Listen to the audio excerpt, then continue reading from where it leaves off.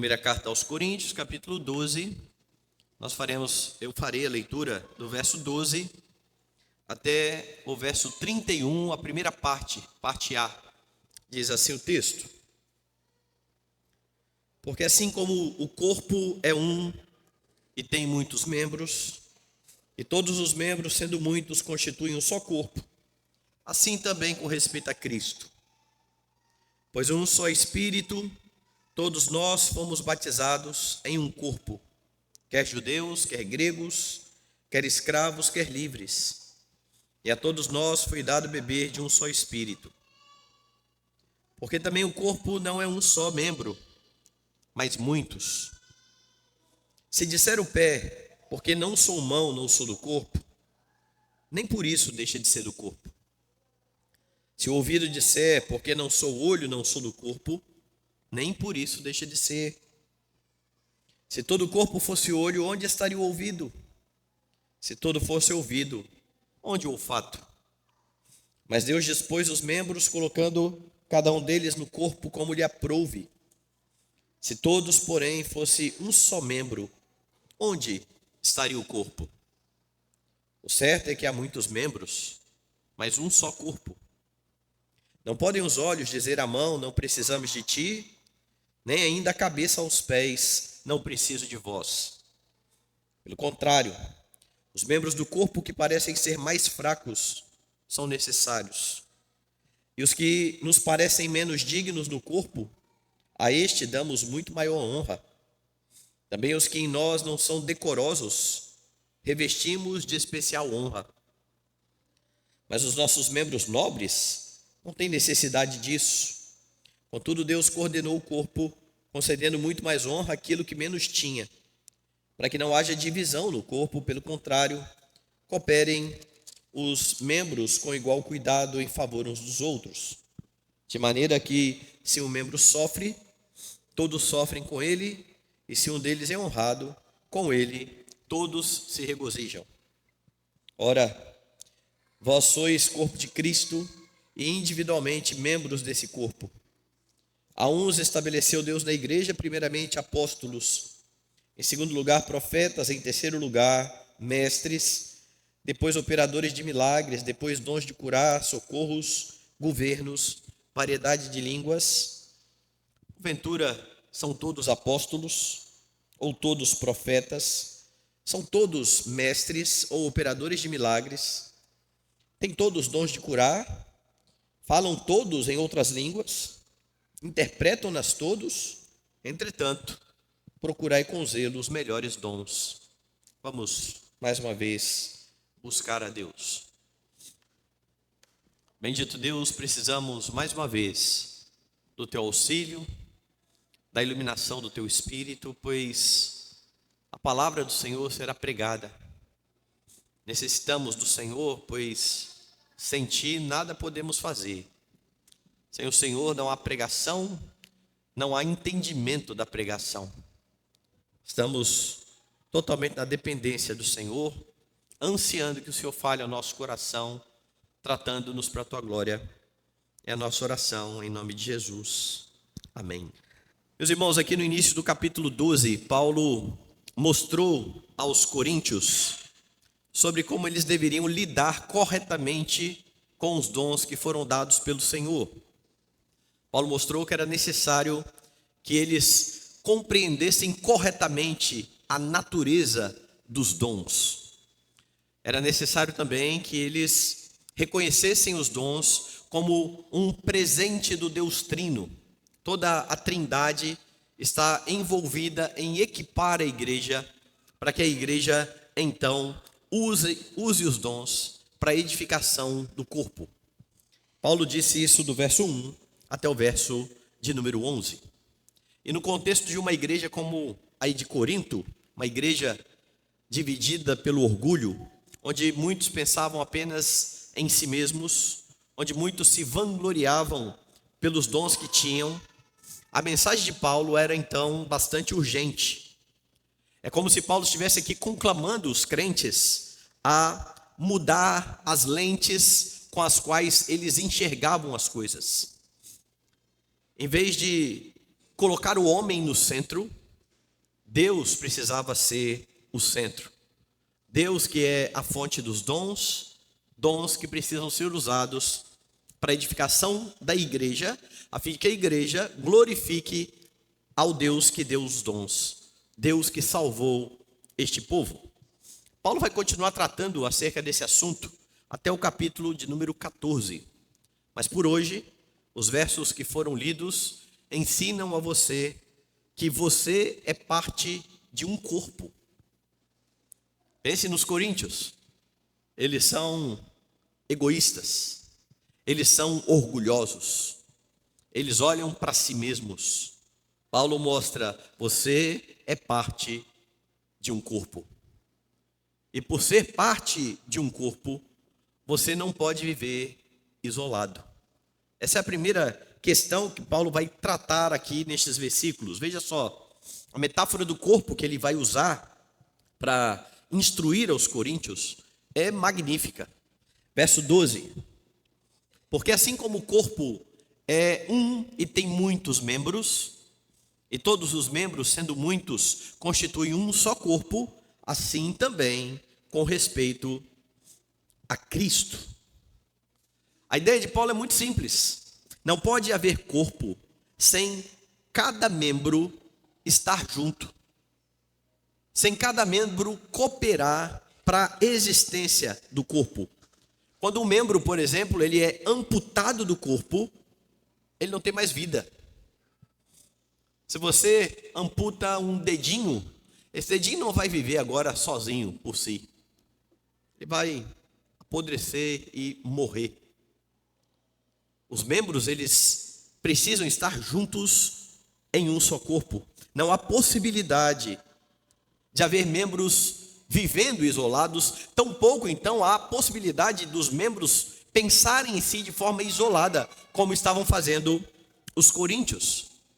Desta forma, então, Paulo fala, desta forma funciona também o corpo de Cristo.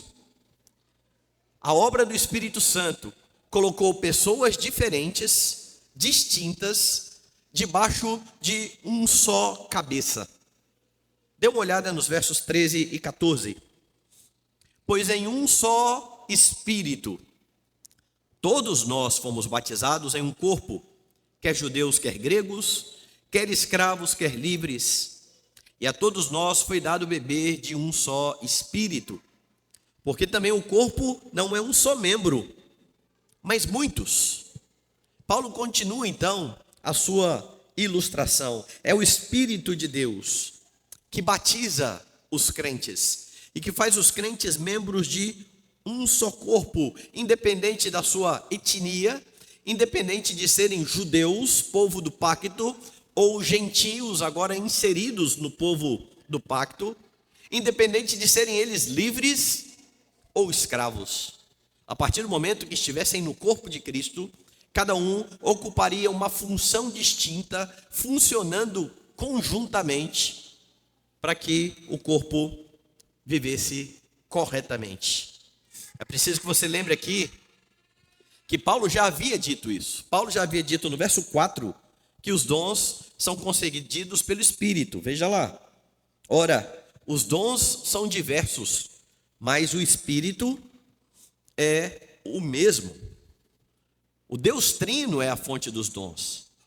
Os dons são um presente de Deus que, por meio do seu Espírito, agora distribui os dons aos crentes. E o que Paulo está fazendo aqui, então, é desferir um duro golpe contra o orgulho dos coríntios. Porque pense agora em uma pessoa que está pensando apenas nela mesma. E Paulo diz, você não pode viver só. Não ache que você pode viver separado da igreja, distante do corpo de Cristo. Não há lugar para individualismo, meus irmãos, ou orgulho, quando você não é o todo, mas a parte de um todo. O mundo não gira em redor de cada crente, mas os crentes juntos cooperam para que a igreja se beneficie e Deus receba a glória devida ao seu nome. A fé cristã, ela não pode ser vivida de forma individual. A fé cristã, ela é comunitária, como eu disse em alguns sermões atrás. Não há uma ênfase na Bíblia em você individualmente, mas em você como parte de um corpo, como alguém que está junto com os seus irmãos para a glória de Deus. E então é assim que você precisa se reconhecer, humildemente, como parte do corpo, não o corpo por inteiro, não alguém essencial por si só, mas alguém que coopera com outros para a glória de Deus. E no mundo individualista, essa palavra que foi urgente para os coríntios orgulhosos, ela é urgente também para o nosso tempo. Os crentes precisam ouvir que eles precisam estar juntos como igreja do Senhor. A ênfase no indivíduo em vez da corporação acaba por fortalecer cada vez mais o erro que está sendo combatido por Paulo aqui nesse texto.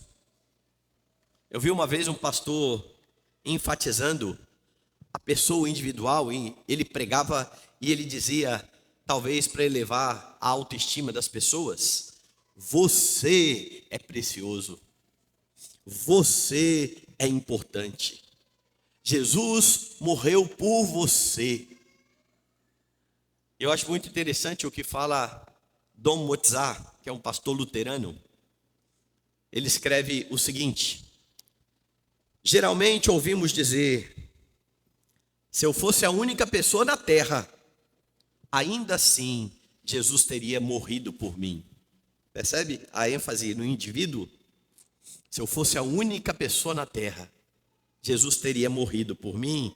Então ele diz, embora nosso Senhor pudesse ter dado sua vida por apenas uma pessoa, isso não seria porque essa pessoa era valiosa, mas porque Deus seria gracioso. Tal ocorrência dificilmente poderia ser vista como fonte de orgulho ou autoestima. Argumentar que Jesus teria morrido por mim, ainda que eu fosse a única pessoa na terra, simplesmente indica que os meus pecados, sem a contribuição de outras pessoas, eram suficientes para exigir a severa punição que Jesus Cristo vicariamente assumiu em meu lugar. Quando confrontado com essa realidade, devemos lamentar pelo sacrifício altruísta do nosso Senhor, em vez de achar nisso mais uma oportunidade de sentirmos bem sobre nós mesmos. Ele vai na raiz do problema. E a mensagem individualista, ela parece querer de fato amaciar os egos, para que as pessoas se vejam de fato como muito importantes, mas se eu me vejo como muito importante, eu não preciso de você. Eu vivo a minha vida. Paulo está dizendo, não, você é parte de um corpo. Não viva isolado. Essa é a primeira lição que Paulo traz aqui. Você é parte de um corpo, por isso você não pode viver isolado. Mas ele diz mais, você é parte de um povo, então não queira ser como os outros membros. Perceba como Paulo vai avançar no seu argumento. Ele descreveu aqui a realidade de que os crentes são uma parte do todo. É um corpo com muitos membros. E então ele vai mostrar como o corpo de Cristo é diverso. Dê uma olhada no verso 15. Se disser o pé, porque não sou mão, não sou do corpo, nem por isso deixa de ser do corpo.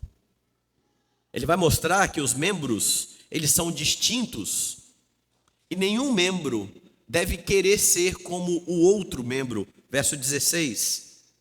Se o ouvido disser, porque não sou olho, não sou do corpo, nem por isso o deixa de ser.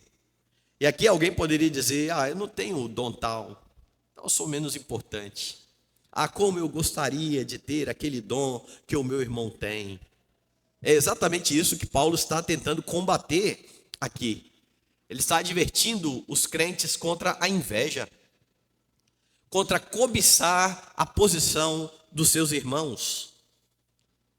Para mostrar isso, Paulo está dizendo, olha, seria uma grande anomalia você ter um corpo com várias orelhas e nenhum olho. Imagine aí um corpo assim. Que tragédia. Não há harmonia. Ou um corpo com 5, 6, 7 narizes e uma orelha. Deus dispôs o corpo de forma harmoniosa, é o que Paulo está enfatizando. Veja o verso 17. Se todo o corpo fosse olho, onde estaria o ouvido? Se todo fosse ouvido, onde o olfato? Está dizendo que isso é um absurdo. Não tem por que pensar desta maneira e invejar o que é do outro. O ponto de Paulo é muito simples, meus irmãos. Deus deu a você dons que talvez não tenha sido dado a outros. Deus deu aos seus irmãos dons que pode não terem sido dados a você.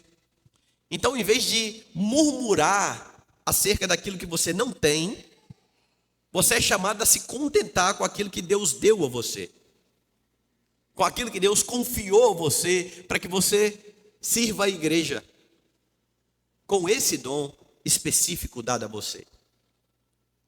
Por trás, então, dessa unidade harmoniosa da igreja, ou do corpo de Cristo, há um Deus sábio, que está realizando a sua vontade. Verso 18. Deus dispôs os membros, colocando cada um deles no corpo como lhe aprouve. Deus é soberano. Deus estabeleceu como ele entendeu que deveria ser. Por que que os crentes vão questionar isso? Por que que os crentes não irão se contentar com isso? Por que que os crentes vão invejar aquilo que é do outro? É Deus quem está fazendo a sua vontade? E a pergunta aqui é a seguinte: você se contenta com aquilo que Deus deu a você? Você está satisfeito com o seu lugar no corpo de Cristo? E isso é muito sério. Porque por não entender que cada membro tem funções distintas, muitos cristãos, em vez de fazer aquilo que vem à sua mão para fazer, conforme as suas forças, como vai dizer lá no Antigo Testamento, eles ficam o tempo todo cobiçando aquilo que os outros estão fazendo, ou aquilo que Deus está fazendo por meio de outros. Eu queria estar naquela posição. Eu queria fazer aquilo que fulano está fazendo. E por causa da cobiça, de ter aquilo que Deus não deu, muitos problemas acabam ocorrendo. Veja, por exemplo, os ofícios da igreja. Alguns acham que os ofícios da igreja têm a ver com uma espécie de hierarquia ou com um plano de carreira. Então você tem o pastor, abaixo do pastor você tem o presbítero, abaixo do presbítero você tem o diácono. Então o camarada é diácono e ele agora almeja um dia ser presbítero. E tem um monte de presbíteros que estão almejando ser ministros. Não tem o menor cabimento isso. Só que quando não se entende o lugar de cada um, a função de cada um no corpo de Cristo, o que acontece? Você tem irmãos chamados para o diaconato, que querem ser presbíteros, e muitas vezes eles são até eleitos presbíteros, péssimos presbíteros. Irmãos que serviam muito bem como diáconos, e se tornaram péssimos presbíteros. Ou vice-versa. Pessoas chamadas para serem presbíteros que inventam, não, agora eu quero ser diácono, eu quero ter uma experiência diferente. E tudo gira em torno da experiência que eu quero ter. Não é assim que funciona. Não é desta maneira que Deus dispôs os membros da igreja no seu corpo. Dessa forma, alguns que estão aí em uma função vivem sonhando em estar naquela outra função, sem ter dons que o qualificam para isso. Nem ligando para isso, na verdade. E como eu disse, alguns até conseguem, sempre vai ser uma tragédia. Sempre. Porque Deus dispôs os membros distribuindo dons, como lhe aprouve, para que as coisas funcionem bem. Mas acontece isso em outros níveis também dentro da igreja. Tudo por falta da falta de compreensão acerca da diversidade que existe no corpo de Cristo. Nós esquecemos que Deus é plural, certo? A nossa doutrina é da Trindade, nós cremos em um Deus que subsiste em 3 pessoas distintas, mas um único Deus. Pois a igreja reflete exatamente isso. Muitas pessoas distintas, muitas pessoas diferentes, pluralidade, uma igreja, um corpo de Cristo, ou um só corpo de Cristo. Busque então conhecer os seus dons, para que você possa servir melhor a Deus, servir melhor ao seu próximo. Contente-se com aquilo que Deus tem colocado na sua mão para fazer, sem ficar no seu coração com aquele sentimento de que você queria mais, se Deus não deu a você. Quando os dons são vistos como serviço para a glória de Deus, é possível viver assim. Mas quando eles são vistos como um meio para que eu me engrandeça, um meio para que eu seja notado, um meio para que eu seja reconhecido, as coisas começam a ficar complicadas de fato. A igreja, ela precisa caminhar harmoniosamente, com cada membro não querendo ser como o outro. Deus formou você individualmente, deu a você características individuais. Ninguém é igual a ninguém aqui. E nós nos contentamos, ou devemos nos contentar com isso. Paulo continua. Paulo vai mostrar que você é parte de um corpo, portanto, você não deve desprezar a mutualidade. E é interessante como Paulo vai construindo aqui a sua ideia, porque veja, ele acabou de demonstrar a diversidade. Ninguém é igual a ninguém, ninguém fica imitando ou tentando invejar ninguém. Cada um tem dons específicos dado pelo Senhor Deus, mas agora ele trata da unidade da igreja. Apesar de distintos, apesar de dons diferentes, Deus colocou todos em um só corpo.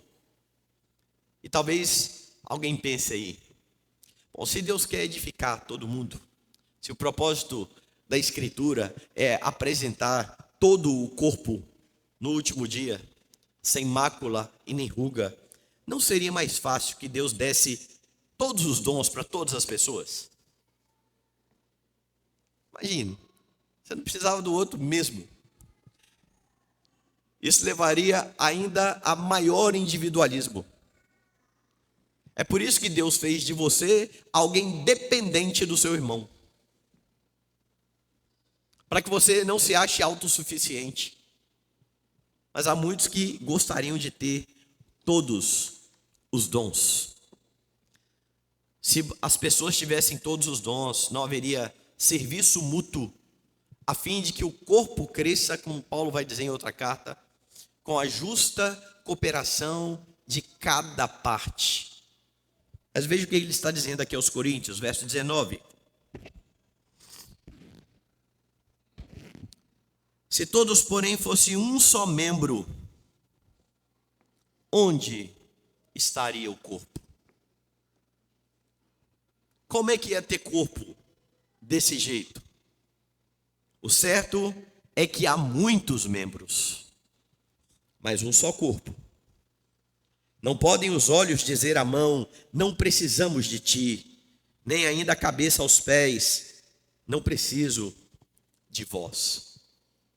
Veja como Paulo agora fala da unidade como sendo algo de interdependência. Antigamente, quando eu era novo, lá na igreja, o pessoal cantava um cântico antigo. Eu preciso de você e você precisa de mim. Nunca mais eu escutei isso aí. É verdade. Nós precisamos uns dos outros. Foi assim que Deus planejou. Foi assim que Deus projetou. Não pode ser, então, distinto disso. Há dois autores que escrevem um comentário sobre Coríntios, Daniel Ekin e James Merritt. Eles dizem algo bastante interessante. Eles falam o seguinte: Deus nos fez diferentes para que Ele pudesse nos tornar um. Porque as peças do quebra-cabeça, por que as peças do quebra-cabeça são todas diferentes? Ele pergunta.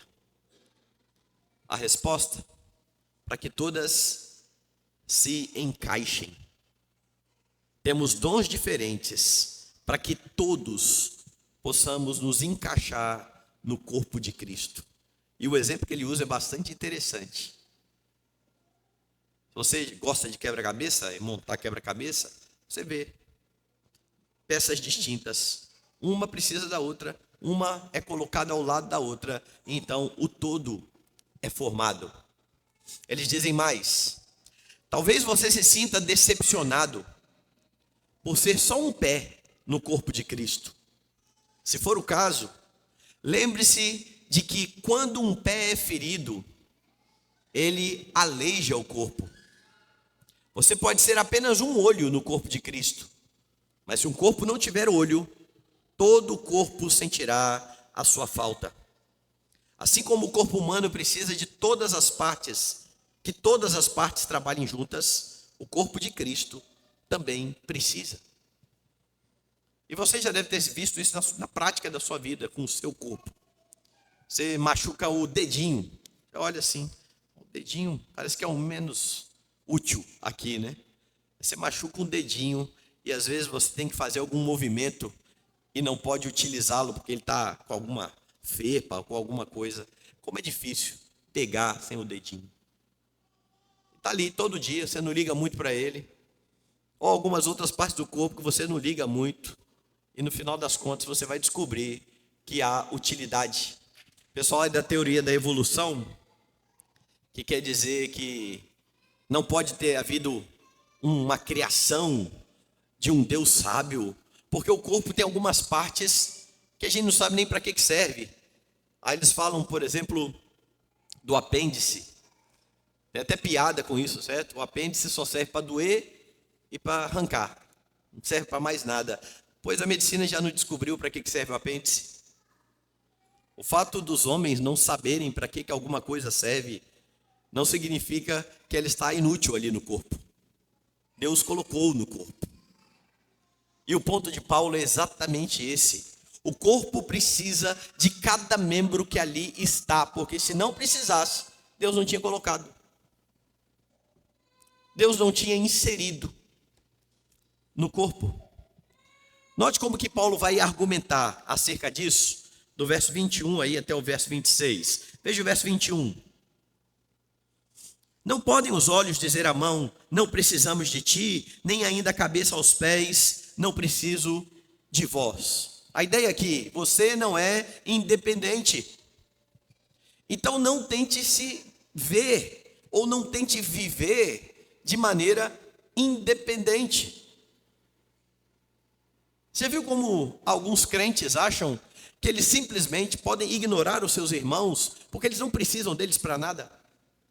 Então acontece algum problema de pecado, um ofendeu o outro, um pecou contra o outro, e em vez de haver perdão para que o corpo caminhe junto, há isolamento. É quase que se fosse uma autoamputação. Eu não quero saber dessa parte do corpo. Eu não quero saber deste membro do corpo. Porque ele não faz falta para mim. Isso é um equívoco, isso é um erro, e isso é grave. Paulo está sendo muito claro aqui. Os olhos não podem falar para a mão, não preciso de você. Porque o olho pode até ver alguma coisa. Mas como que ele pega aquilo que ele viu? Ele olha para o copo aqui, mas ele não tem mão para pegar o copo. De mesma forma, a mão não pode falar assim, eu trabalho independente. Veja como é difícil a vida daqueles que não têm visão. Quando o corpo está são, ele funciona de forma perfeita. Mas Paulo continua, veja o verso 22. Pelo contrário, os membros do corpo que parecem ser mais fracos são necessários. E por que Paulo está dizendo isso? Lembre do orgulho corinto. Eu tenho o dom de línguas, eu profetizo, os dons elevados. E aquele que não tem um dom tanto assim, esse aí não é nada. Pense do que acontece nas igrejas aí, como eu disse na semana passada, que creem na chamada segunda bênção e começam a estabelecer pessoas mais importantes do que outras dentro do corpo de Cristo. Paulo está dizendo, não faça isso, não menospreze os seus irmãos que estão aí à sua volta. Há muitos que acham que não tem, por exemplo, o que aprender com determinados irmãos, porque aparentemente esses irmãos são muito simples, eles não têm o que ensinar. Entretanto, há muitos iletrados, meus irmãos, dentro da igreja, com mais sabedoria bíblica do que doutores. Você sabe o que nós fazemos muitas vezes? Nós queremos eleger presbíteros da igreja. E em vez de olhar para as qualificações bíblicas, nós olhamos para o que ela faz aqui fora. Ele é advogado, ele é juiz de direito, ele é médico. E daí? Não tem nada a ver uma coisa com outra. Uma igreja onde eu fui membro, o presbítero mais sábio era o com menos estudo. Porque Deus muitas vezes faz isso até para envergonhar os outros que se acham demais. Paulo está dizendo, não faça isso. Nós precisamos de fato uns dos outros. Eu lembro que quando eu era seminarista é mordido por um bicho aí no primeiro ano que deixa ele muito arrogante. Então ele fez um semestre no seminário, nem terminou o primeiro semestre ainda, e ele acha que ele é já pós-doutorado em teologia. Então ele começa a ir para a igreja, todo mundo está errado. Ele espera só a hora, senta na igreja, cruza o braço assim, só para esperar, vai errar já, quer ver? Aí sai da igreja falando, olha, tá vendo? Errou nisso, errou naquilo. E a gente estava no primeiro ano lá do JMC, eu saí com os amigos e fomos para uma igreja presbiteriana independente, que tinha bem perto da gente lá. E um pastor já idoso foi pregar. E meus irmãos, foi terrível. Foi ruim mesmo. Não falava coisa com coisa. E quando a gente saiu de lá, os comentários choveram, né? Muito ruim. Passou 1 mês, 2 meses, voltamos nós na igreja. Está lá o pastor de novo. Ele não era o pastor principal da igreja, na verdade, vez por outra ele era convidado para estar lá. E nós temos o azar ou a sorte. Na verdade não foi nem azar nem sorte, você sabe disso, o nome é providência. Pelo menos para mim. Pois pela providência esse homem estava lá, e a gente sentou. Quando ele tomou a palavra, olhou um para a cara do outro assim, não vai sair nada hoje.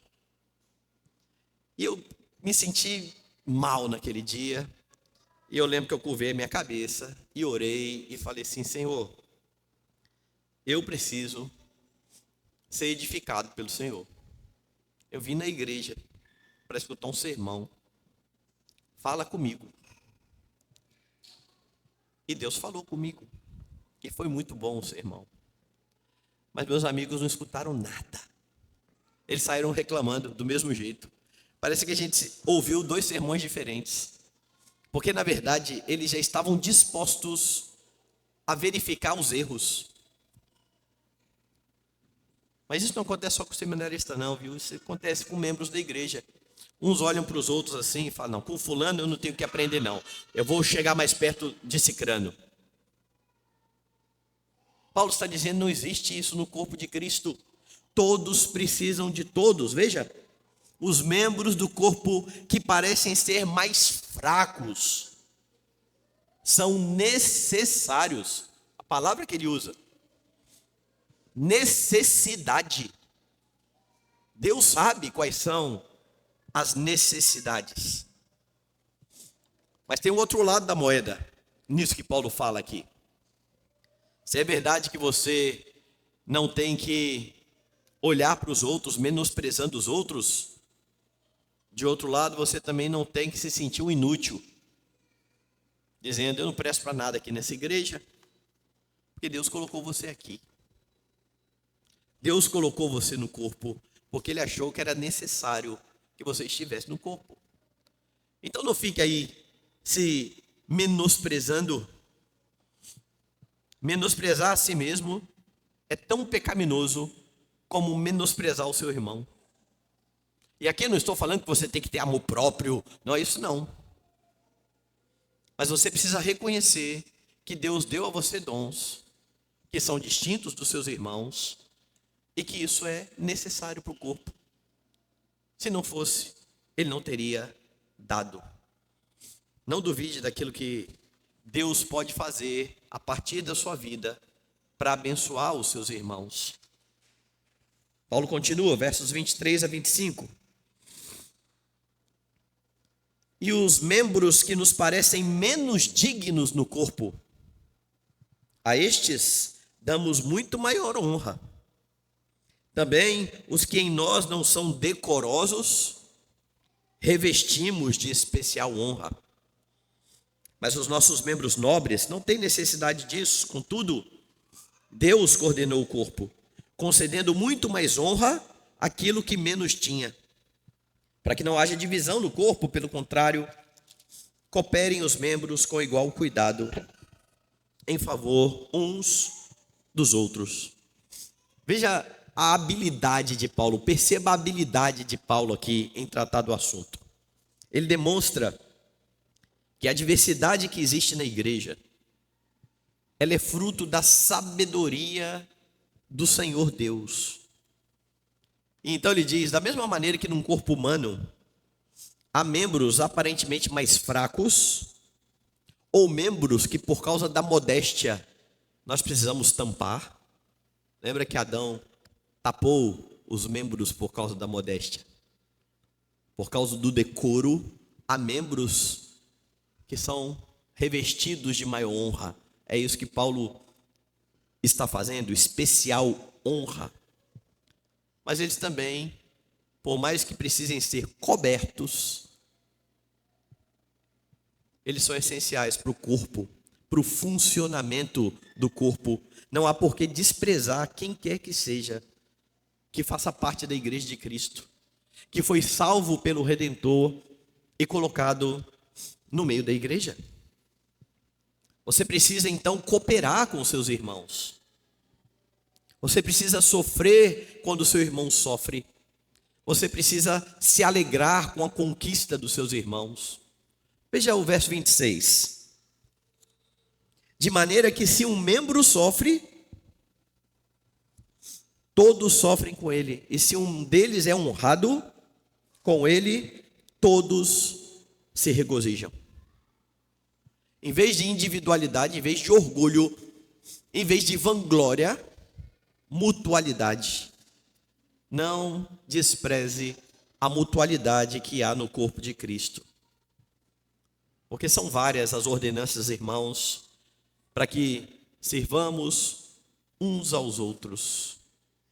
Admoestemos uns aos outros, para que levemos as cargas uns dos outros, para que venhamos a repreender uns aos outros. Tudo isso é mutualidade.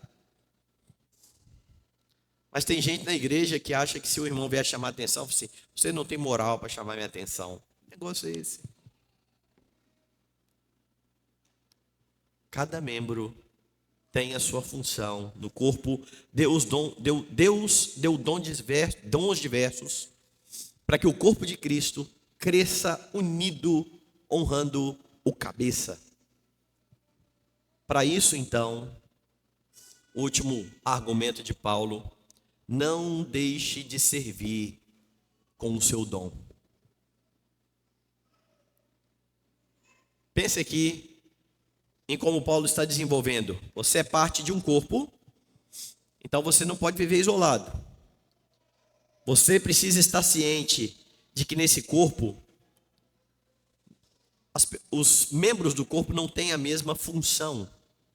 Essa é a razão para você não desprezar a mutualidade, o estar junto com os seus irmãos, e isso então impele você ao serviço. Verso 27. Ora, vós sois corpo de Cristo e individualmente membros desse corpo. Você é uma pessoa com a sua identidade, com os seus dons, diferente de todas as outras, e Deus juntou você com os seus irmãos. É preciso, então, compreender os diferentes dons e humildemente usá-los para o fim que foi designado pelo Senhor. E Paulo, então, vai listar alguns deles mais uma vez. Verso 28. A uns estabeleceu Deus na igreja, primeiramente, apóstolos. Em segundo lugar, profetas. Em terceiro lugar, mestres. Depois, operadores de milagres. Depois, dons de curar, socorros, governos, variedades de línguas. E eu quero que você compare isso aqui com a outra lista que Paulo colocou no texto anterior. A maioria dos dons aqui, igualmente lá, são dons revelacionais. São dons que têm a ver com o ensino e com a revelação da palavra de Deus. Ele está dizendo, olha, Deus deu apóstolos. Quem são os apóstolos? São aqueles que estão lançando os fundamentos da igreja. São aqueles que estão estabelecendo a doutrina da igreja. São aqueles que estão falando de forma autoritativa para que a igreja se submeta a Deus. E eles faziam isso no momento em que Deus está dando à igreja profecias e línguas, que quando interpretadas estavam equiparadas à profecia. As línguas eram revelatórias, dons milagrosos. E estes dons milagrosos eram corroborados pelos outros que ele cita aqui, pelos milagres e pelas curas, que, como eu já disse na semana passada, serviam para autenticar o que estava acontecendo aqui. Lá nos versos 29 e 30, Paulo então vai fazer algumas perguntas retóricas, cuja resposta precisa ser um sonoro não. Dê uma olhada, 29 e 30. Porventura são todos apóstolos? Ou todos profetas? São todos mestres? Ou operadores de milagres? Têm todos dons de curar? Falam todos em outras línguas? Interpretam-nas todos? Para cada uma dessas perguntas, não. Porque o corpo é distinto. Não é todo mundo orelha, não é todo mundo olho, não é todo mundo nariz. Veja que Paulo está ligando aquilo que ele já falou lá em cima, que criaria uma anomalia no corpo. Paulo está levando os crentes aqui a perceber esta harmonia e unidade que há na igreja. E se é óbvio que nem todos os crentes têm os mesmos dons, o ponto de Paulo é simples: você tem que desenvolver aquele dom que foi dado pelo Senhor a você e usar esse dom não para vanglória. Perceba que Paulo está falando dos dons extraordinários, que eram aqueles que chamavam mais atenção. Você já viu que os crentes hoje, eles querem esses dons, mas eles querem só aquilo que de fato chama atenção. É o camarada que quer falar em língua, é o camarada que quer ser visto como aquele que tem uma mensagem de Deus fresquinha para você. Ninguém quer o dom de socorro, misericórdia, liberalidade, não, senão, pelo amor de Deus. Mas eles querem falar em língua, eles querem a profecia, eles querem fazer milagres. Não, desenvolva o dom que você tem. Paulo está mostrando para a glória de Deus. E então ele vai para o verso 31, para o começo do verso 31, e ele precisa ser bem entendido, esse texto, porque Paulo está dizendo assim: entretanto, mesmo não tendo todos os mesmos dons, procurai com zelo os melhores dons. E por que eu estou dizendo que esse versículo precisa ser bem entendido? Porque alguns entendem que Paulo está mandando que a igreja busque os dons. Você precisa buscar os dons. Quanto tempo eu já fiz isso na minha vida? Mas se Paulo está mandando buscar os dons, preste bem atenção, Paulo está entrando em contradição. Porque olha o que ele já disse no verso 11. Mas um só e o mesmo Espírito realiza todas essas coisas, distribuindo-as como lhe apraz, a cada um individualmente. Deus, em sua sabedoria, distribui dons como Ele quer. Veja o verso 18.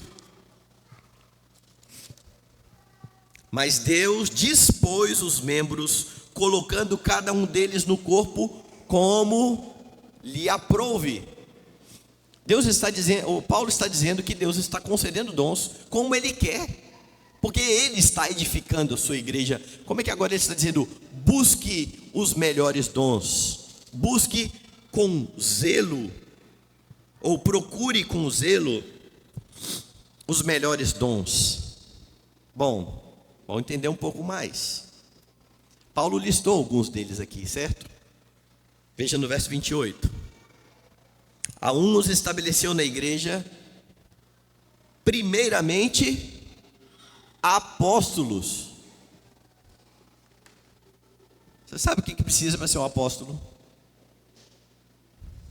Para você ser um apóstolo, você teria que ser uma testemunha ocular do ministério de Jesus, da sua morte e da sua ressurreição. Quando Judas não estava mais no corpo apostólico e eles foram estabelecer um apóstolo no lugar de Judas, procuraram um daqueles que estiveram com Jesus durante todo esse tempo. Bom, na igreja de Corinto, possivelmente não havia muita gente que tinha visto, talvez não havia ninguém que tivesse sido testemunha disso tudo. O próprio Paulo, que se chama um apóstolo fora do tempo, Jesus aparece para ele no caminho de Damasco. Ele tem uma visão. Paulo é diferente dos outros apóstolos.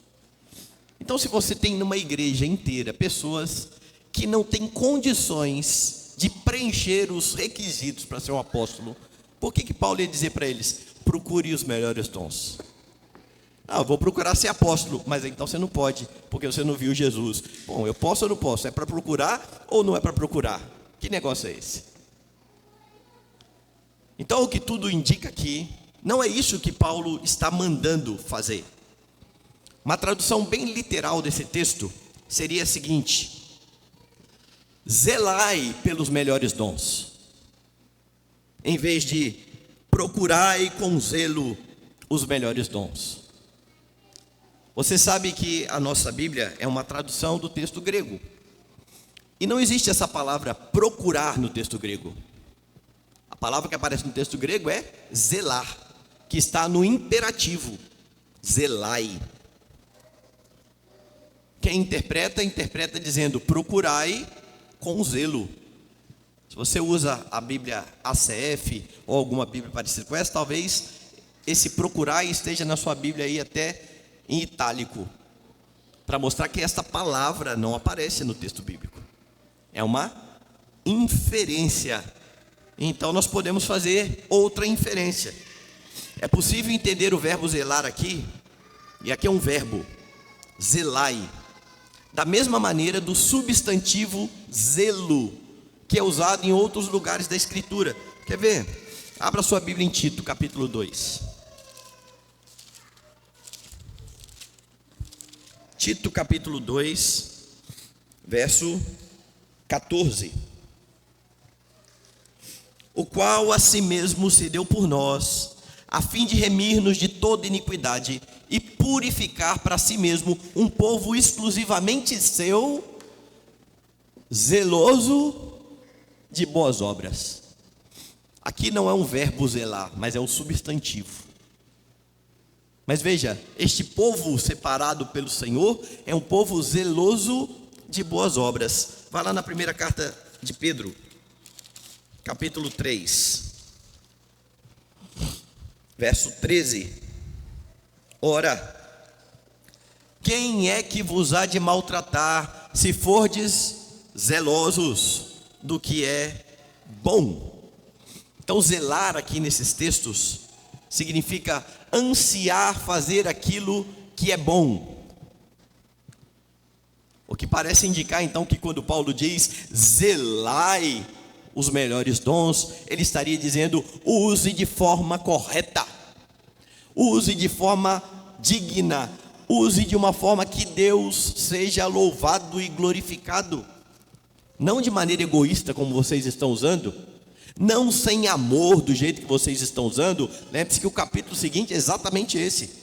Ainda que você tenha o dom de falar uma língua que ninguém fala, que é a língua dos anjos, sem amor isso não serve para nada. Zelai pelos dons, use de maneira correta, para que Deus seja glorificado. O que significa que os dons foram dados para o serviço.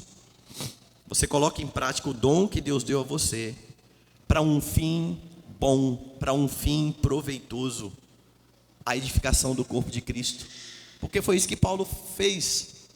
O Espírito deu os dons e distribuiu os dons para um fim proveitoso, para um fim nobre.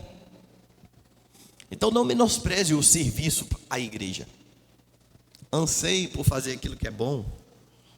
Anseie por ser um instrumento de Deus na vida daqueles que estão ao seu redor, com aquilo que Deus deu a você.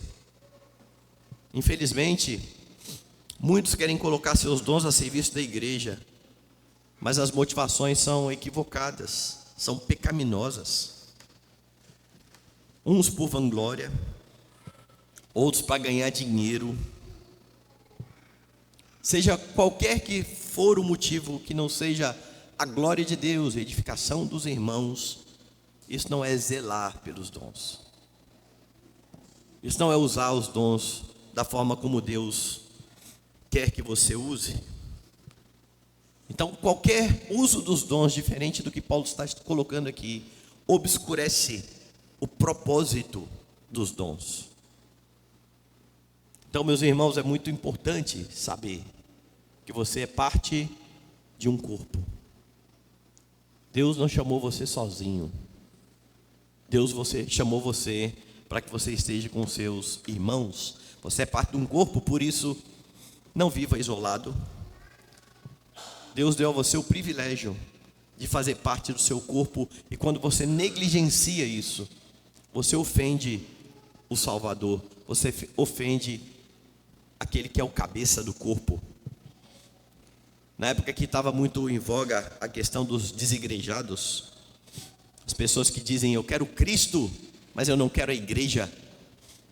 Eu falei uma vez que isso é como se alguém chegasse na casa de um pai e dissesse o seguinte: eu estou muito interessado pela sua filha, eu achei o rosto dela muito bonito, mas o corpo eu não quero não, eu não quero me envolver com o resto dela não, eu quero só a cabeça, você me permite? Isso é uma loucura. Pois não é que tem gente querendo se relacionar com Cristo, menosprezando o seu corpo, deixando de lado o seu corpo. Não faça isso. No corpo, não queira ser como os outros membros. A inveja tem levado meus irmãos muitos a estar tristes, porque eles não se contentam com aquilo que eles foram chamados a fazer, e eles estão tristes porque eles querem fazer aquilo que Deus não deu a eles para fazer. Não despreze a mutualidade. Aquilo que Deus não deu você a fazer, deu para o seu irmão, para que o seu irmão sirva a você, e para que você sirva a ele com o seu dom.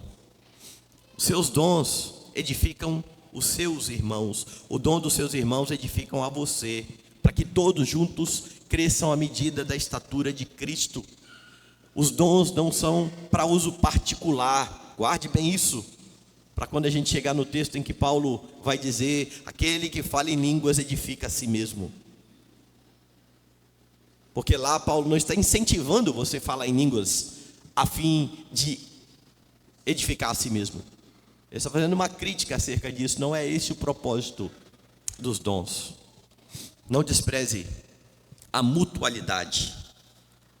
Toda igreja junta precisa crescer à medida da estatura de Cristo, o varão perfeito, o grande responsável pelos dons da igreja. Por último, não deixe de servir com os seus dons. Cristo é honrado quando você humildemente executa aquilo que foi dado a você, para que você faça.